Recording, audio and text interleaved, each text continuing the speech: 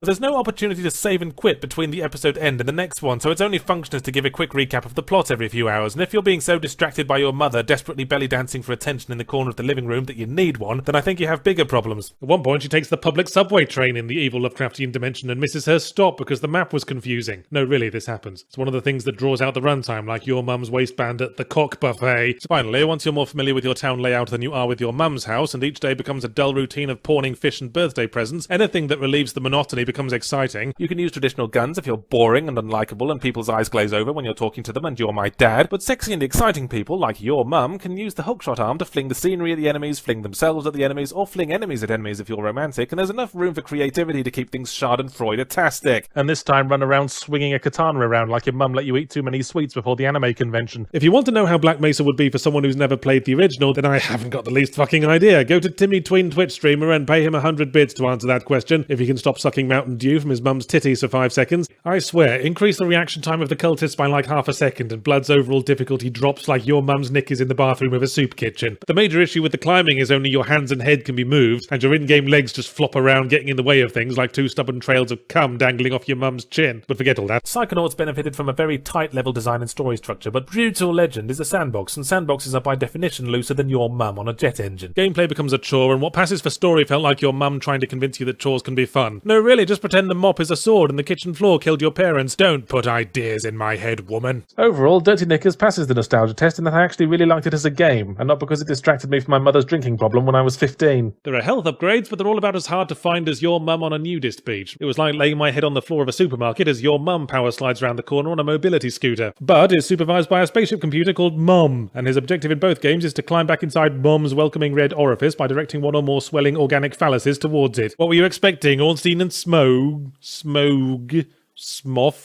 What were you expecting, Ornstein and your mum? Basically, it's about taking an educated guess as to which one is more likely to be a quick, hacked-out puff of bunny flatulence that will come and go like a gentleman caller at your mum's house, and which one will be an overwritten slog with dialogue edited by a comatose man with safety scissors. The enemies all have visibility cones spread wider than your mum's legs when she hears a bottle opener. The textures are low quality, the levels are dull, and the frame rate still somehow manages to chug like your mum at the bacon buffet. Meanwhile, Far Cry 4's Ajay Ghale's motive going in is the need to scatter his mum's ashes. There's a war on, Ghale. Just dump the bitch in the nearest ashtray and catch the next yak home. Because this is one of those games whose dev team is only big enough to get about 1/10 of the way towards satisfying your mum, and which could entirely fit in the back of my car given time and a hacksaw. So that's Hand of Fate. It's like finding your mum's vibrator as a kid. It's intriguing and you can have fun with it, but it's occasionally sticky in ways that probably aren't worth thinking about. Because enemies just keep on coming and your health bar empties faster than a cake shop after your mum gets off the leash, ensuring there was no escape and forcing me to become an instrument of my own torment. The way my mum used to glue thumbtacks to the palms of my hands before I went to bed. Didn't fucking stop me, mum. Just means I get awkward stiffies when I go to Office Max now. The recurring motto of Kid Icarus is, was that it? Because the levels are short and the bosses go down faster than your mum in Richard Branson's passenger seat. Row Home was about the childlike desire to return to mother after a long day rolling around in dirt molesting small animals, and shelter beneath the warm familiar glow she gets when she's been drinking red wine since noon. I know your mum said that you're special, but when she's alone she drinks to numb the guilt for the lies she has to tell. I'm not huge on Mega Man, but I do like a nice hard game, because mother used to make me self-flagellate with a spiked paddle every time I had a sinful erection, and now it's the only way I can get off. If you are determined to have fun with Minecraft Dungeons, like it was the only thing your mother got you for your birthday, and she's going to break out the wire coat hanger if you don't seem appreciative, then you might well find fun, or at the very least distraction from what sounds like a very unhealthy home environment. You can now get rid of even that by paying real money that your mum and dad had to work to earn to buy a limited number of easy fatalities. Play it once, then forget all about it. Let it slip in and out of your mind like an image of your mother during sex. Exactly the sort of thing you used to play on holiday in some seaside amusement arcades where your mum and dad would leave you while they walked around a nearby maritime museum pretending they were enjoying themselves. Twatty Cake is a middle-aged village handyman who is seeking a cure for his daughter's mysterious disease that makes incomprehensible writing appear on her body, which is exactly the excuse I gave my mum when I got back from the tattoo shop. Oh, and we all know how much modern video game audiences love digging around in the trash like they're your mum at a speed dating event, and so there's a fucking crafting element in the game, and where the graphics didn't flicker like my eyelids whenever my mum asks if I'm ever going to get a real job. But whether you're good or bad, you're always the kind of person who searches every cabinet in the kitchen and then eats 18 bananas in 5 seconds like a video of your mum on fast forward. Grow up, contrarily, is about having to mature and learn self-reliance when our mother unexpectedly explodes and her pieces are scattered across the backyard. Yeah, I've been there, grow up. That was a weird conversation with the gardeners. I picked up Red Faction Armageddon yonks ago when it came out, but then something more interesting came out, then another thing, and it kind of got lost in the shuffle for a while, like my wristwatch in your mum's cooch. The brainstorming meeting that thought that one up must have gotten through enough donuts to conceal the entire contents of your mum's bedside cabinet. But I guess there's no helping feeling distanced from the story in a sniping game, where the average distance between you and every other named character is roughly the length of the queue outside the STD clinic in the town where your mum lives. It might be because I don't drive IRL because I work from home and live in the city and doubt I would find it easier to get around if I were 6 feet wide and constantly farting carbon monoxide. I don't know how your mum does it, but so it's a good thing Star Trek doesn't call itself a shooter. Although just like when I come around your mum's house for dinner, I'm still left wondering what exactly this mess before me is. Oh, but it's very innovatively evoking Link to the Past on the SNES, the same way I very innovatively crawled up my mum's vagina and stuck my thumb in me mouth. Previous games left me kinda cold in the way those kinds of complex Western RPGs often do. I always feel paralysed by things that are too open, like your mum's legs. Meanwhile, Majma has to run a cabaret club with one of those restaurant management casual games that your mum likes almost as much as living next door to the dockyard. For some reason, all the side quest runs and deliveries have timers like your mum's beachwear, in that they're rather upsettingly tight. It seems like every other enemy they throw at you can take damage like your mum takes cheap gin. Sorry, I didn't notice because I was busy teasing my brother about his implied desire to fuck our mum. Lately, though, I've been banging on about how game releases are drier than your mum after I cheated on her with your dad. Yeah, we used to get by without it, but shit changes, you know? Your mum used to get by without a gastric ban, but then the $5 footlong happened.